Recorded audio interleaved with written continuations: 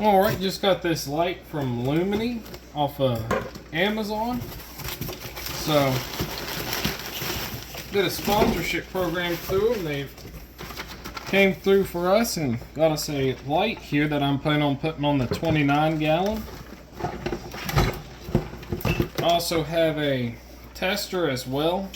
So, fortunately, it don't look bad. Has a nice fan. Looks like touch power and everything. Has a bracket. So it's most likely going to go over top. Even came with the controller, some zip ties, some of the bracketing tools. Looks like they also have a cable if you were wanting to hang it from the top as well.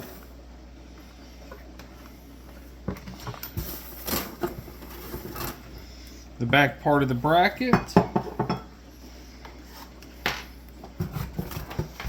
The slider, so you're able to adjust it. Again, this is just an unboxing video, so as soon as I get everything put together, I'll also take my par meter. We'll put it on the 29 gallon and see what kind of par this registers as well. That's just some of the instructions. So yes, it was shipped to us through Lumini LED.